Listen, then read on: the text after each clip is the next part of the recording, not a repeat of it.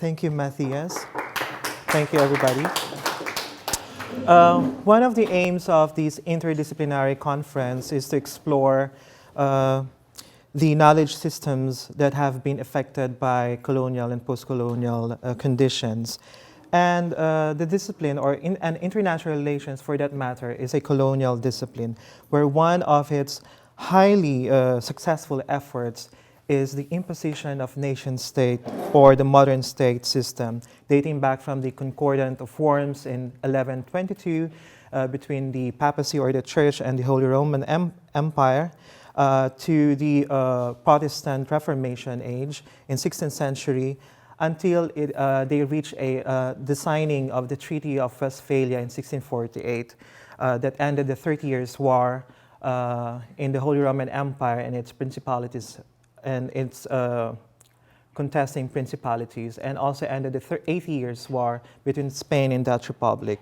That actually paved the way for a new authority, or I would say a new God, that somehow regulates and controls the activities of individuals, epistemic communities, trans societies, and up to the level of international, that I'm referring to the territorial sovereignty.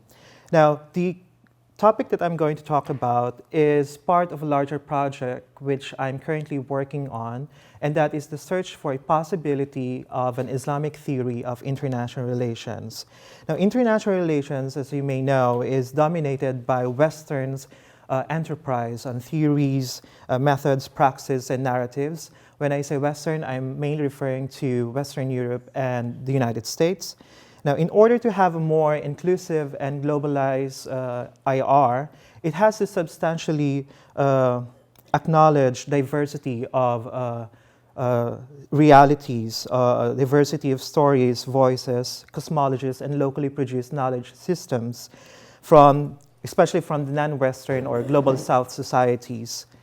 Calls for re-examination and rethinking of its traditions of thought so as to accommodate changes and new issues in international system are highly needed. One of its explorations is the call for the possibility of doing an Islamic theorizing about IR. 4 steps were provided in my work. First is to set up the background for generally identifying relations between and among the religion and international relations and of Islam and IR. Second step is to analyze one of the unit of analysis in international relations, that is the nation state. Its elements and its constitutional cases are explored and provided the counterpart understandings of Muslim governance. Third is a further discussion of the element of authority by selecting Muslim scholars such as Al-Farabi's The Perfect State, Ferdowsi's The Epic of Kings, Al-Mawardi's or The Ordinances of Government, Nizam al-Mulk Siyasatname or The Rules for Kings, and the 13th century scholar Ibn Khaldun's Muqaddimah, by assessing and deciphering their conceptions on ruling and Muslim thought. And the last step is an assessment of a practical case of a contemporary Muslim society in congruence with the analysis that I provided in the previous steps.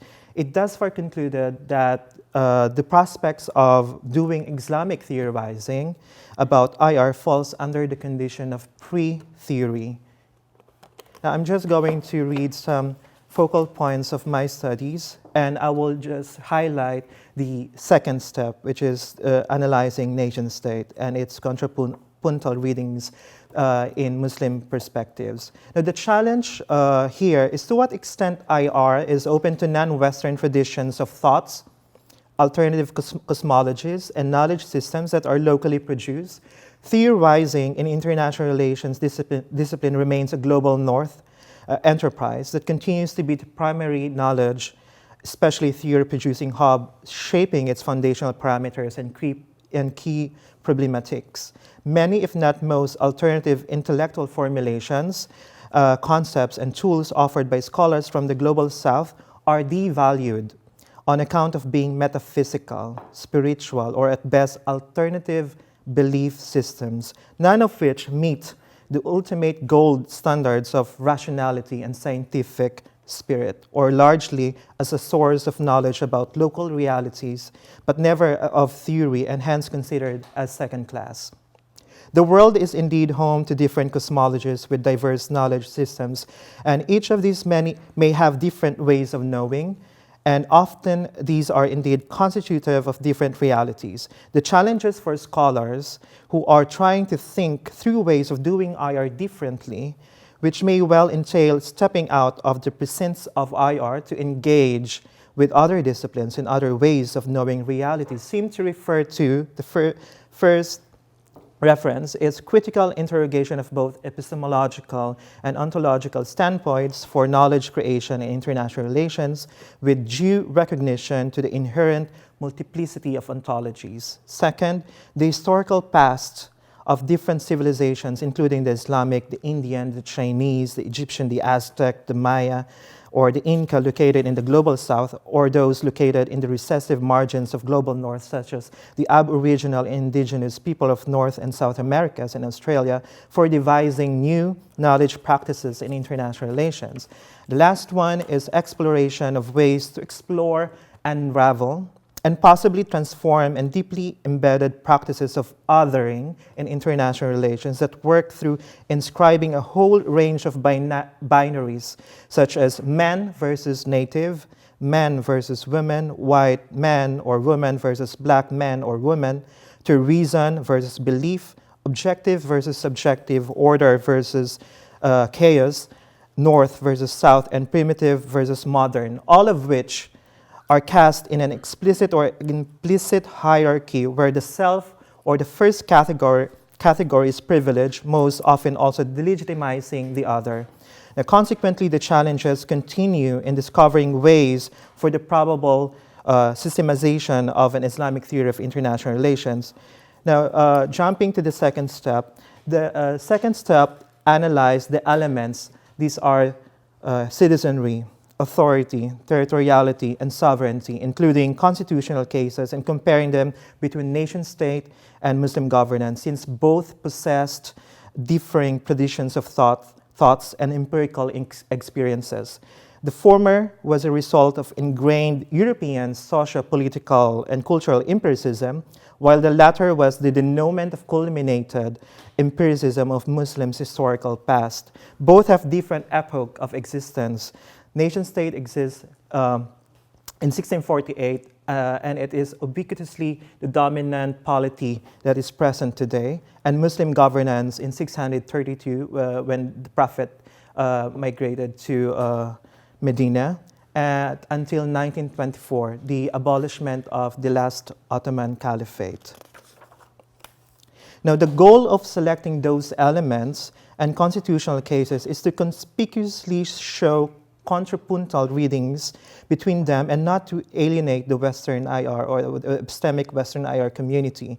The purpose for that selection is to speak with the Western or to critically engage with the Western IR community regarding how Muslims, their thinkers and experiences relate to the specified elements instead of concentrating on unfamiliar theological precepts. Thus, I decided to remain within these parameters of these elements in order to clearly see their palpable differences and also decide to discover some commonalities or shared understandings along the way. The first element, citizenship or citizenry. The historical basis of ascribing oneself as a member of a nation state is confraternity, while in Muslim governance it is faith. Nowadays, membership to a polity, whether citizenship, can be acquired in several manners: whose soli, whose sanguinis, or naturalization by marriage, period, and status of residency, etc., depending on the laws of the granting authority, which is the state. Citizenship laws are consensually legislated by intellectual and political elites associated in a political community through the regulations of the government, while laws in Islam are already legislated by God through the revealed Quran and the Prophet's Sunnah.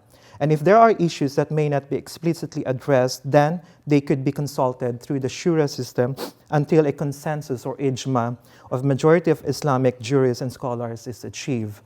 During the medieval age, it was commented by later scholars that citizenship gradually developed through the formation of European city-states, where an individual, outsider or insider, pledge allegiance to the higher authority, to the monarchs or feudal lords, thus entitling him full rights, protection, and qualifications to serve in any offices he or she aspired. It was further institutionalized with the emergence of territorial sovereignty and defining it based on certain borders or boundaries. However, the present notion of citizenship is becoming more complex as several criteria such as ethnicity, culture, religion, language, economic status are taken into full consideration before the state bestows citizenship. In addition, citizenship in European Middle Ages is accorded full rights to their members regardless of geographic origin, status, or gender, as long as they submit their allegiance to their authority. This is similar with being a member of the Ummah, or the Muslim community that is understood in late 19th century, that requires no geographic, racial, and gender preferences as long as that individual submits to the will of God. Even non-Muslims, particularly members of the people of the book, the Jews, the Christians, and the Sabians, can become citizens in Muslim regimes and are protected via social contract, for example, the Medina Charter. Citizenship in Europe is always associated with city-states that could be extended to outsiders also, while in non-European places, especially in Muslim lands, it is linked with kin groups, families, and related clans or tribes. But this evolved with dynasties and empires. For example, at first it was faith or submission to the will of God as the main criterion to become part of the group. As Muslim lands expanded, they have adapted several political and cultural aspects of non-Arabs and non-Muslims, but guided by Islam, particularly of Sharia. Although there is no direct counterpart of Muslim citizenry with the modern notion of citizenship, it somehow transcends with the Medina Charter, which also subscribed to ruler relationship, where the authority has the prerogative in delegating who is part of his regime. Now, truly, there is no direct jurisprudential equivalence on the part of Muslim governance or social identifying element that may conform to the modern conception of citizenship. Firstly, medieval Muslim communities were patrimonial and no independent city-like associations comparable with Europe existed. This also includes kinship among Arabs in pre-Islamic era. Secondly, there are no restrictions imposed with regards to mobility to travel, work, and study, and reside in any Muslim-dominated countries. For example, if you're going to compare the experiences of Ibn Battuta with Marco Polo, travelogues indicate that he was a merely observer. Then Ibn Battuta, who is actually integrated within the lands that he traveled from Morocco to Indonesia, he became a qadi or judge of a certain Muslim regime. And lastly, non-Muslim residents enjoyed political and religious autonomy while they are levied a sort of poll tax or jizya for purpose of collective security. The second element is authority. Authority in nation-state is anthropomorphic with human characteristics attached to it, particularly its natural desires to impose their influence onto others, claiming that this material actuality is their right to issue commands and reciprocally expected to be obeyed by certain population or citizenry. The right of the authority, such as laws and principles accorded in a constitution, external recognition by another authority or by another state, structural dependent entities that comprise the government. These are executive, legislative, and judiciary, inherited self-determination, and the idea of monopoly of violence. Modern political maps recognized by world bodies and among others. Supremacy and sacredness of authority are possessed by a certain document called the Constitution. The written laws consensually decided by groups of senior intellectuals and political elites. However, provisions of the Constitution may still be modified if it is deemed necessary by political elites and multinational corporations controlling the executive, legislative, and judicial branches of the government.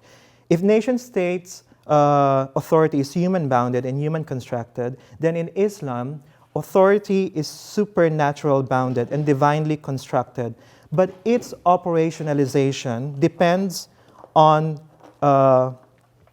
interpretation of religious elites of scholars, or the ulama, and jurists mostly crafted through the process of consensus. Now, however, Sharia is actually not an Islamic law per se, but it's interpretations or reinterpretations depending on the exigencies of whatever time or period that Muslims have lived to. In Sharia could be modified, added or omit or altered depending on the exigencies of changing times. The idea that nation-state monopolize violence is equivalent to Islam's monopoly of moral order under the dictum of commands good and forbids evil. Now I'm going, since I only have 4 minutes, I'm going to the third element, which is territoriality. Now, the historical nature of territorial identification for the West is the legal system of proprietary or ownership, one of the Kantian account of territorial rights by the ruler or a social contract with its own people, while for the Muslims, they are based on the premise of occupancy and expansion as embedded in the propagation of the Islamic faith. For example, presently there is a hybrid. I'm not going to discuss that. Territoriality is loosely conceptualized as ummah that has physical aspects, cultural traits, and lingua franca. Within ummah, polities, or the dawla or state in Arabic, emerge and it evolved historically into a fatherland or a vatan in Turkish nomenclature. The Islamic term for vatan, land, place, house, or abode, is called dar, where in 8th century juristic interpretation, 2 abodes were created, the abode of Islam, or Darul Islam, and the abode of war, or enemy, Darul Harb. There are also several contested abodes, such as abode of truce, agreement, treaty, or friendly nations whereby Muslims are minority in non-Muslim regimes. Now, one of the schools of jurisprudence in Islam, which is the Hanafi, have tremendously studied the notion of territoriality on the basis of security, fear, existential threat, protection, and the independent legal status of peoples comprising the whole territory. On the other hand, it is different with the Shia version of territoriality. These are the Mustaqdafun or Mustakvirun paradigm, referring to the oppressed and the oppressor paradigm. That is mainly referring to Quranic revelations and their understanding of the message of God. Now, the last element is sovereignty. There are particular differences of conceptualizing sovereignty between nation-state and Muslim governance. Firstly, the source of sovereignty for most of Muslim scholars is the will of God, and the basis of it is their submission and declaration of faith that there is only one God, while for citizens or defined population in a nation-state, the source comes from the core of their territory, and it is based on the recognition internally by its population and externally by other sovereign states. Secondly, in Islam, there is only one sovereign, and that is God. But for nation-state, there is the multiplicity of sovereigns depending if they are legitimized constitutively or declaratory. Thirdly, there are various understandings of social scientists and how they conceptualize sovereignty. While in Islam, there is confronting understanding of sovereignty between Islamists, for example, Maududi, Al-Banna, Sayyid Qutb, and Islamic modernists such as Bassam Tibi, Tariq Ramadan, Fazlur Rahman. Fourthly, multiple sovereigns create anarchy in the international system where each sovereign is not internationally accountable for their behaviors and actions. But in Islam, there is political and ethical order within the Muslim domain as embedded in the Sharia that expresses God's sovereignty. And lastly, nation-states have constitutional independence that extends external recognition, while Muslim polities constitutions are guided and supervised by Sharia with insistence of the Quran and Sunnah. On the other hand, there are 2 similarities that are highlighted. Government, the first is government, is the important element for the operationalization of sovereignty in both nation-state and Muslim governance. And the second one is the old pre-Westphalian Western conception of sovereignty, which is understood as responsibility, or the St. Thomas Aquinas' understanding of sovereignty as responsibility for the common good of everyone, which is similar to the goal of Sharia, namely maslaha, or public interest and public welfare for all Muslims. I will stop here, and thank you for listening. Thank you very much.